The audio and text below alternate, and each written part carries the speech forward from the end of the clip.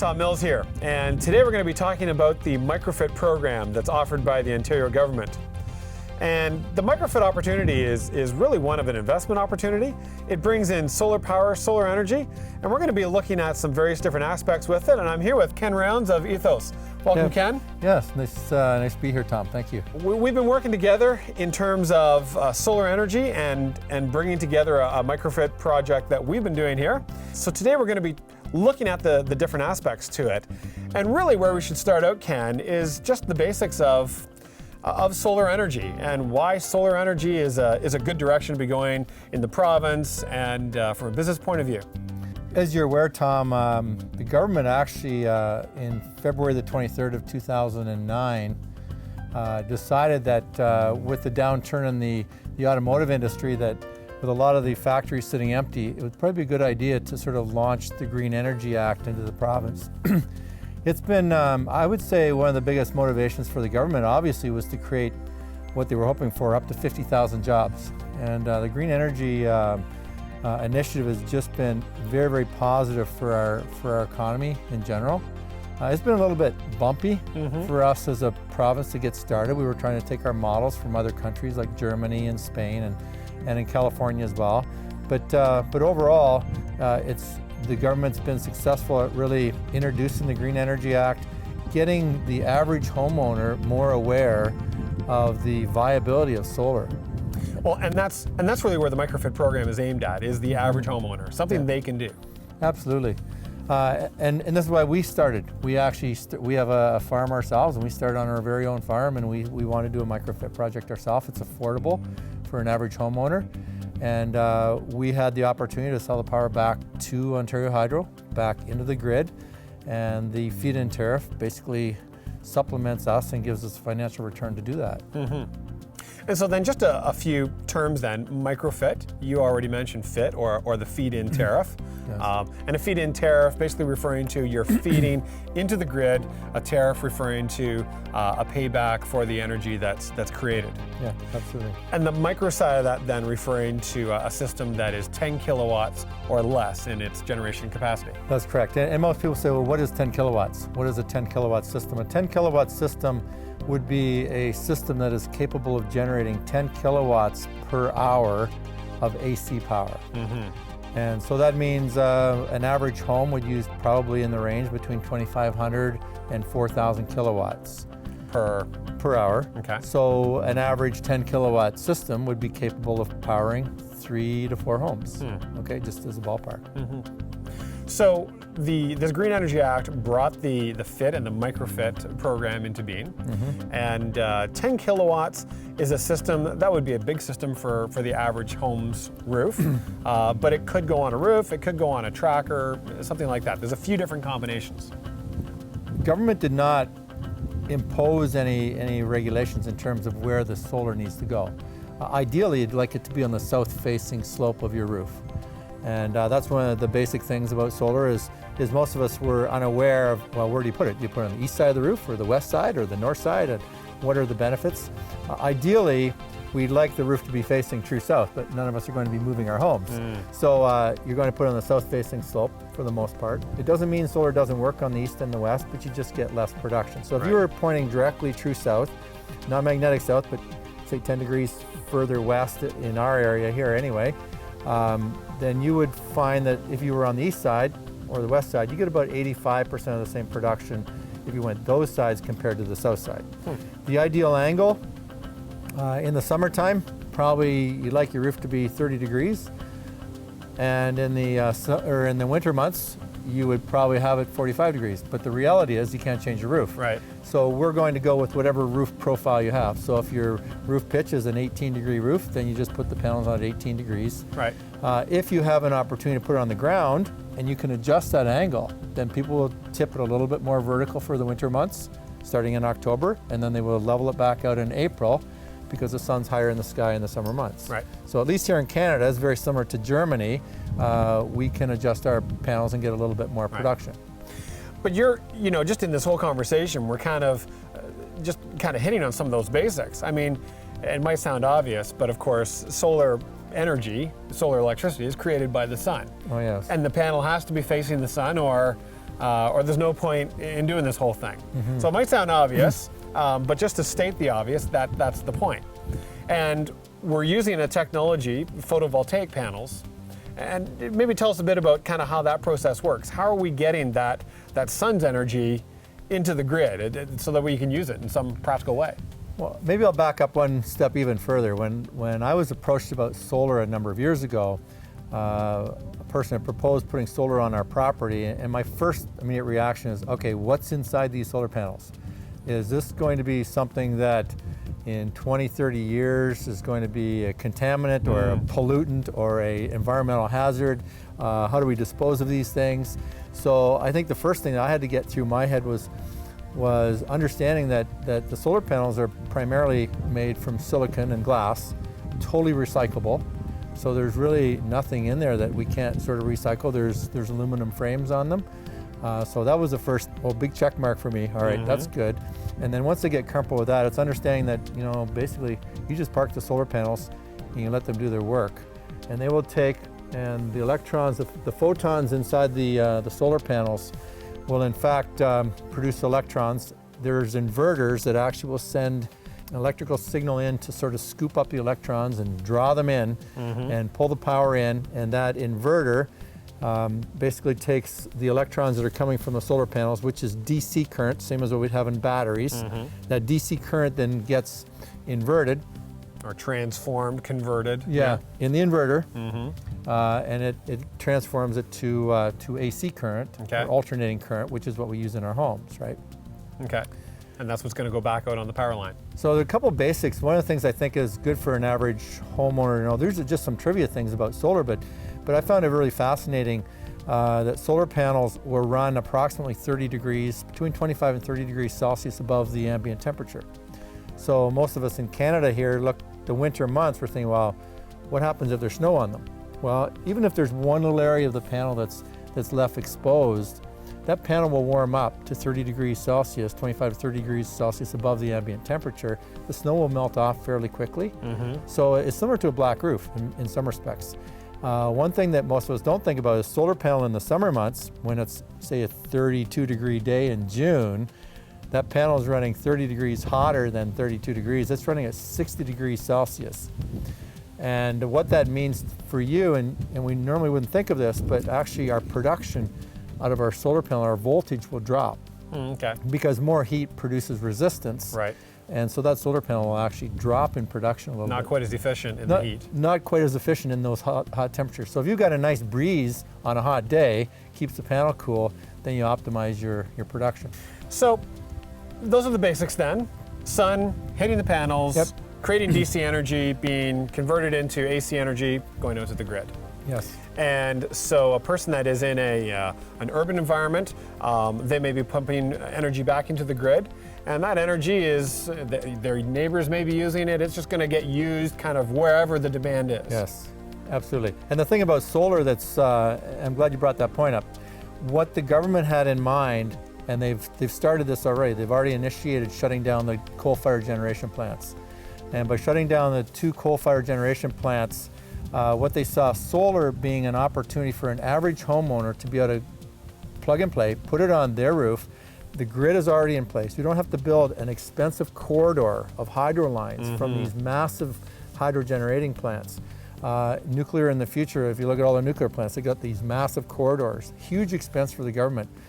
With solar, with them being spread all over wherever the needs are, around the cities where they're being used, it actually just ties in with the current grid structure that's there. I know I've understood and heard that solar, especially within these kind of programs, it's like a decentralization of power, as opposed to where we've had a centralization of power before, whether it be coal or nuclear or whatever, where you have this big hub and you have to get power out of that to the masses. It's almost more like an internet approach, where you've got decentralized generation going on. Yep, absolutely. And the key thing about that, if you look at your hydro bill, you'll notice that we've got a couple things on there. Line losses is a big one.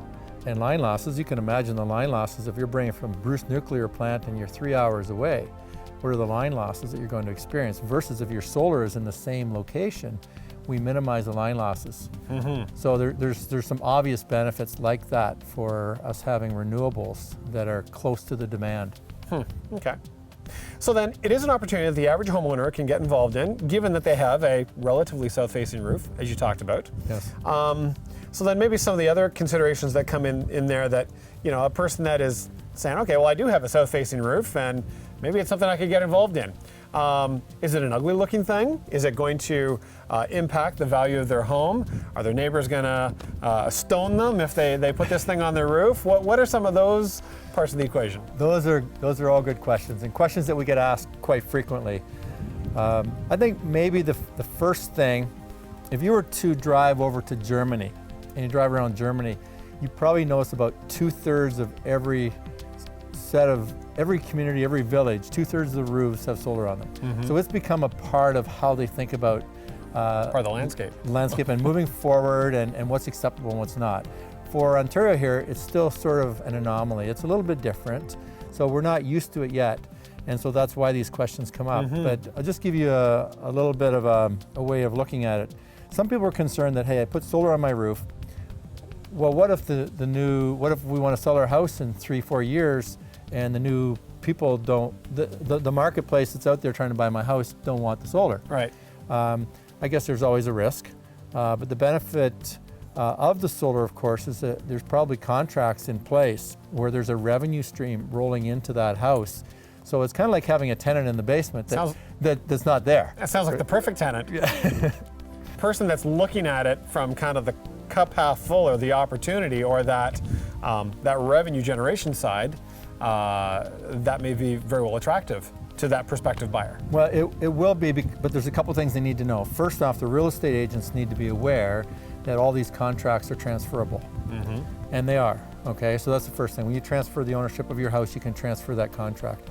When you buy a house that has solar on it, you need to be prepared to pay a little bit more money, because you do have this tenant or this revenue stream that's rolling in. So if it's 15 years remaining in the contract and you buy it and you know that that roof is going to generate you, say, $5,000 per year of revenue coming in, typically what they would do is do a market value assessment of that house, and then they would also do an income approach and add the two together. Mm-hmm. So you do your market assessment based on the other houses in the neighborhood, and then you add the income that's going to be coming in, and you do a fraction of that over the remaining 15 years. Sure. So there's an income stream. Okay. So I'm assuming at this point, it's still kind of fairly new to understand really what the reality is hitting the ground in the real estate market out there. Is that fair to say? Or? That's fair, yes. But it would be safe to say that for people that are looking at buying a home and recognizing that there is this tenant that's never there, that's bringing in income all the time, it should really be a plus in terms of the resale value of that home. Yeah, absolutely. And the other thing we're finding is a lot of interest from builders now. In fact, the Ontario Building Code has now been rewritten that many of the roofs code now requires them to be suitable for solar. And in fact, many new buildings will be having solar integrated in to the roof as part of their design. So solar is probably going to be, we're at the front end. It's here to stay. The great part is we've noticed already in the last 2 years in the Ontario marketplace, there's been a huge reduction in the cost of buying solar product. So solar panels, say a solar panel that may have cost $500 in 2009 now costs about $220. So we've seen a dramatic drop in the price of solar panels. So that also is a very positive incentive, and it won't be long. I would say within the next few years, you're going to see that we can actually put solar panels up and produce solar energy and electricity at the same value as what we currently pay to Hydro One, and that's called grid parity. When you basically equalize it, our cost of producing it ourselves is going to be the same as what we currently pay.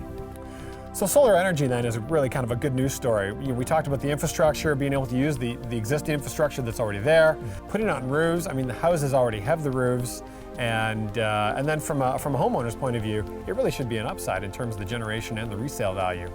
I imagine there are going to be people out there that are going to look at just the aesthetic, and that might be a bit of a turnoff, but that's probably more of a cultural and an aesthetic that's going to change. As you say, in Germany, they've already gone a lot that way. On the aesthetics though, the thing that's really quite amazing is we have a chance to go and visit some of the manufacturers of some of, say, the PV modules. So the solar panels are now available with black frames.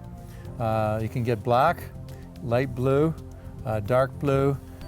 Do you want... We're talking designer solar panels, do are you we? want clear backs? Do you want black backs? Do you want white backs? So you can actually get some good flexibility. So you won't find, probably within the next few years, you'll start seeing that some of these solar panels are going to blend right in. You probably won't even notice that they're there in terms of how they're integrated and designed into some of the homes. Okay. So that's a bit about the urban environment. The rural environment, which actually has been pretty well covered. There has been a lot of activity in the rural environment. If you drive around just a bit north of Toronto and up through Simcoe County and a number of other areas, Western Ontario as well, there's lots of these tracker-based solar panels. You mentioned trackers earlier, and we didn't really talk a whole lot about trackers. We were talking about sort of ground-mounted systems that you can adjust and roof-mounted systems. But the trackers were very, very popular in the agricultural sector because farmers have land, and a tracking system basically means it tracks and follows the sun. So it'll start in the east in the morning, and it'll tilt on two angles. It'll tilt vertically, and it has an azimuth, turns east to west, up to about 305 degrees. So you look at, it basically is following the sun to maximize the amount of sun that it gets. So those panels are pretty much facing bang on the sun the whole time.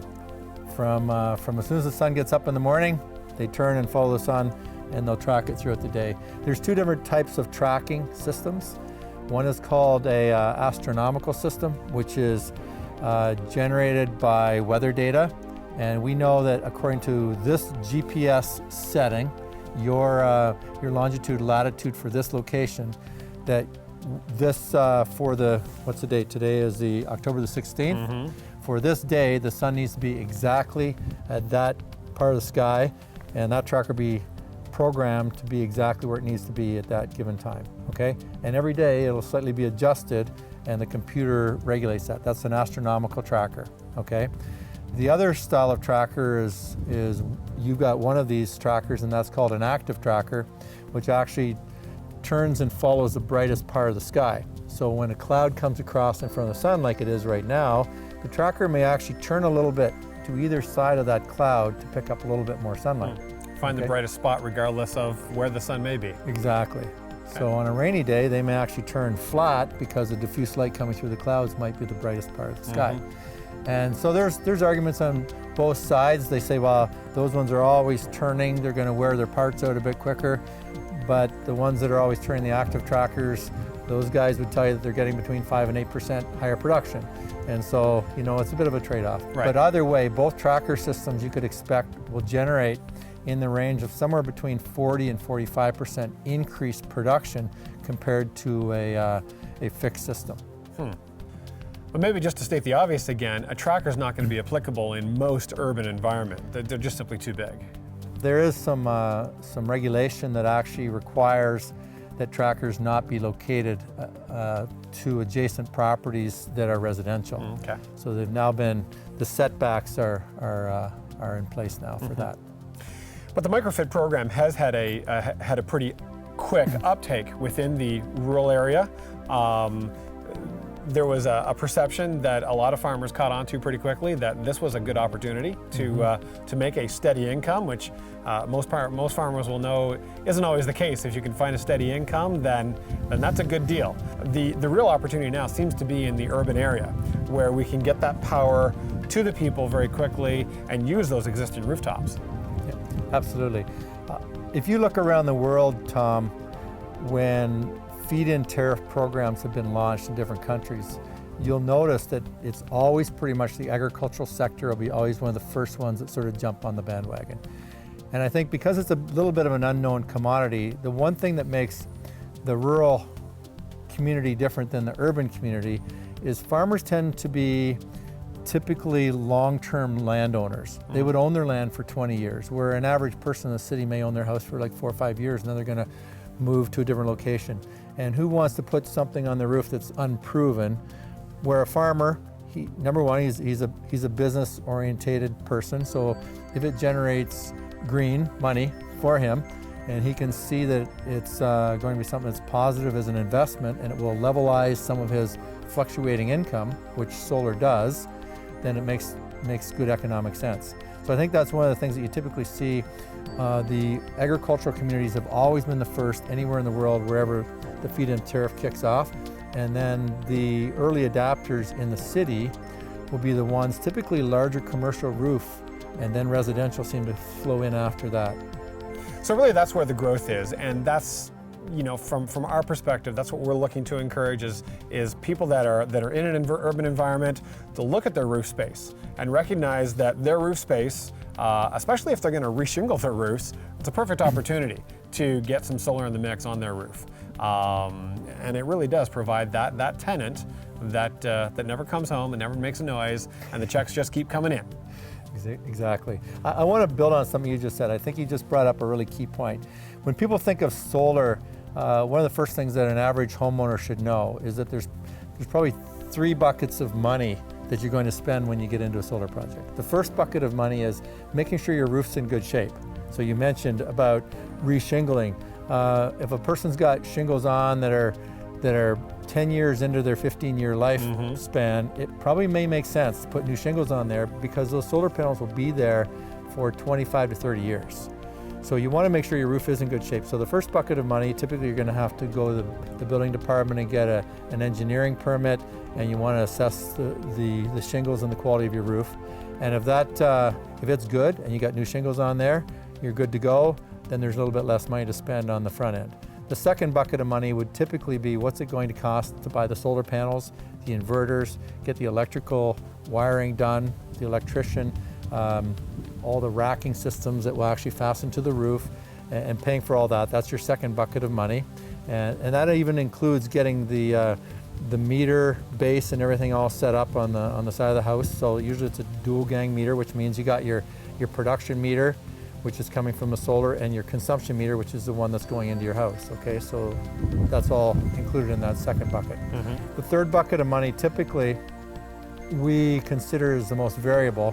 For homeowners, it's not as variable. If you get more into the farming community or the commercial businesses, there's a lot of variability, and that is, what does it actually cost you to get your system connected to the grid? And that depends if you're working with, say, Toronto Hydro, or Power Stream in Barrie, or Festival Hydro in Brussels, Ontario. Or Hydro One Hydro in the rest of Ontario. Yeah, for the rest of Ontario. So, that's where there's a little bit of variability. And so as far as doing planning, if you are looking at solar, you want to make sure you ask the questions. What's my first bucket going to cost me? What's my second bucket going to cost me? What's my third bucket going to cost me? Just so you can get the full picture and not just be sort of deceived into thinking there's only one bucket of money, and that's the cost of solar.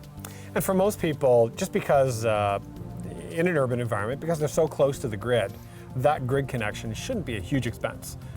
Or it can be in a rural environment if you need to put in a new pole, a new transformer, blah, blah, blah. Yes. But for most people in an urban environment, it should be a fairly minimal expense. That's accurate. Yeah. And we have seen as low as $75 to get connected, and we've seen as high as $5,000. And it seems to be very much on the utilities, how much they want to charge for this service. Yes, exactly. So there's some variability in terms of what utilities charge. Yeah. A point you brought up was about the meter, and oftentimes I'm asked, okay, so in your house, are you using the power that is coming off these systems? And maybe we should just speak to that question here about where that power gets used and how that works in the metering side of things. On the feed-in tariff program, the way the Green Energy Act was designed, it was really selling power back to the grid. And this is called a parallel connection. So the parallel connection means that the power that comes off goes through the meter and goes into your house. That's the consumption side. If you put your solar project in there, it's producing power, goes into this meter, and then goes technically back out to the pole. But really it goes across to the next meter, then goes into your house. But it's being metered with what you produce first, and then it goes back into your house. So it may be your own power, because hydro is a lot like water. If you think of as being a plumber, it takes the path of least resistance. So the least resistance is to go right back into your house. So it's being produced, goes right back into your house if you're using it. If you're not using, if you've got nothing on in the house, everyone's away at work, it's a nice bright sunny day, it'll go back out on the grid, go to the next home. That's the least path of resistance. But in terms of how those meters work and how the billing and what have you works, you're selling that that power back to the grid. It's all going out through a meter. It's all going back to the grid at whatever the contract price is. That's correct. And then you have a separate meter that is your household usage, which is what you're paying for. Yes. Which brings up the whole question then about the difference between those values and how that can make sense. Because in most places in Ontario, hydro electricity is being billed at around 13 cents, 12 to 13 cents per kilowatt hour, depending on the contract you might have with a retailer or those kind of variabilities, the distribution charges, the taxes. When at the end of the day, it's in around 12 to 14 cents. That's correct. And depending on the contract that you have, the MicroFIT contract, right now, we should talk about rates in a minute here, but rates have been 80 cents initially when the program came out. Then they were around 64 cents, and now it's a little bit less than that. But there's a pretty big difference between 13 and let's say 64 cents.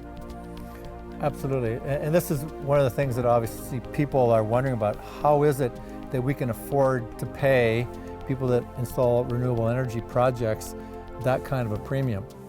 And I think it starts with having to back up and understand how is energy sold in the province of Ontario.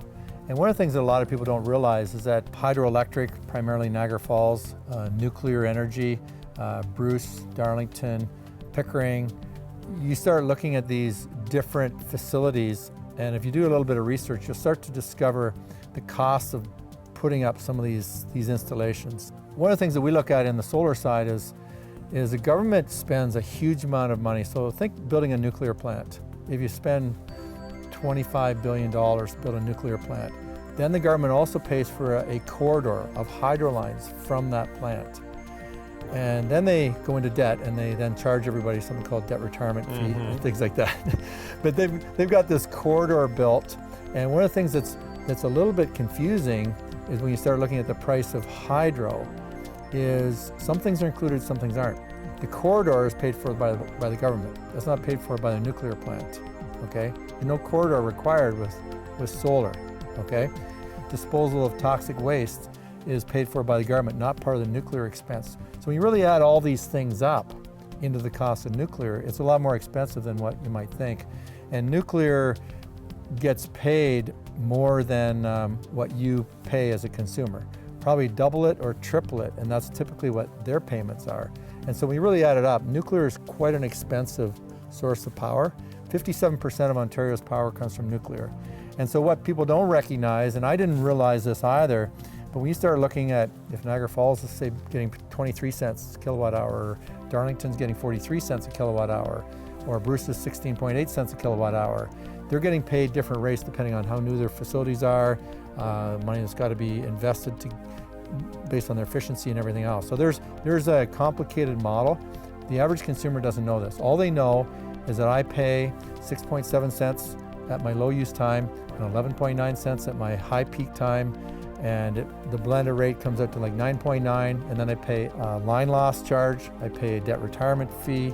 So when you add all these fees up, you're right, 13, 14, 15 cents per kilowatt hour. That's sort of what our costs turn out to be.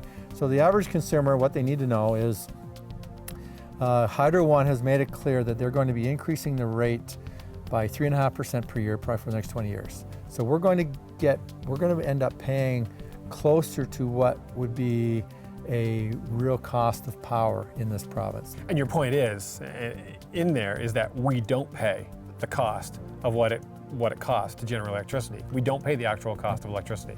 The bottom line is, if consumers understood that we can actually be part of producing our own power, and we're not having to add any expansion in grid infrastructure, we can just plug into what's already here, and the actual property owner puts the money up instead of the government putting the money up. But that's a good thing for the province overall. And that will drive down, with solar panels dropping in price, that will stabilize our cost of electricity production. The other thing that's kind of interesting is there's been a paradigm whereby every 20 years there's always a renewed contract with the government of Ontario. And with solar, these solar panels will last somewhere between, I'm going to say 25 to 35 years is probably expected life. In fact, most of them have 25-year warranties. And so if you get 35 years out of your solar panels and you only paid for them 35 years earlier, it's called the levelized cost of electricity. And so your actual cost, if you get an extra 15 years, instead of just a 20-year contract like what Niagara Falls will get before they need to do some upgrades, or before a nuclear plant needs to be renovated and have some improvements and rejuvenation, this is where solar makes a lot of sense, because your levelized cost of electricity drops dramatically if you can spread it over 35 years, which is the actual life of solar. Right.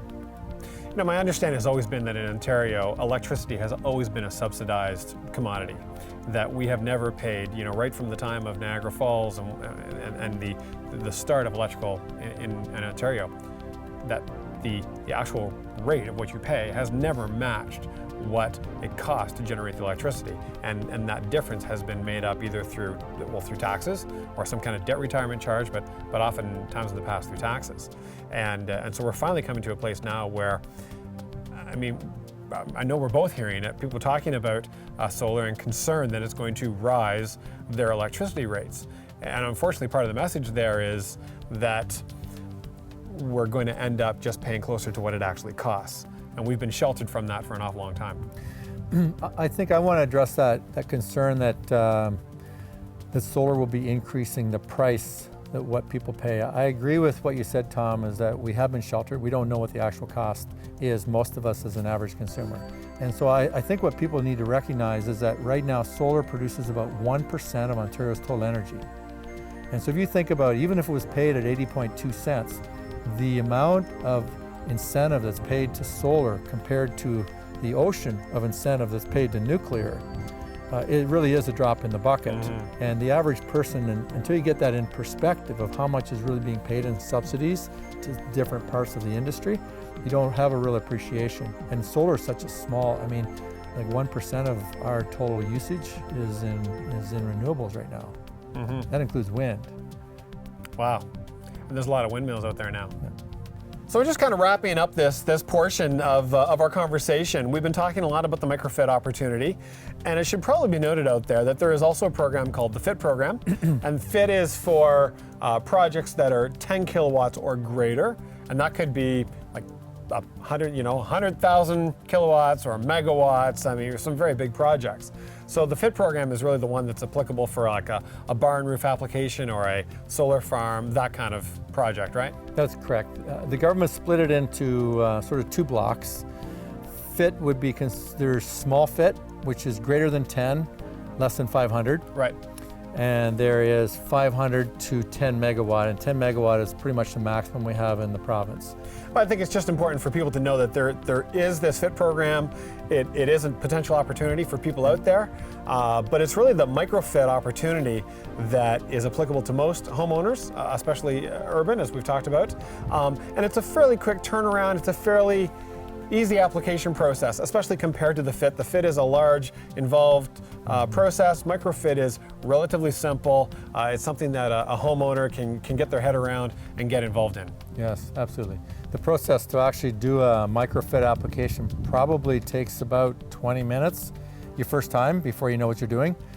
And once you've been through it once, probably 10 to 15 minutes. Sure. So it's a pretty quick process. Get registered, do an application. It's all done electronically online. Yeah, so it's a very simple process. Good. All right, well, that's a really good coverage of kind of the solar opportunity in general and kind of how it works into the province and where things are going. Okay, thanks, Tom.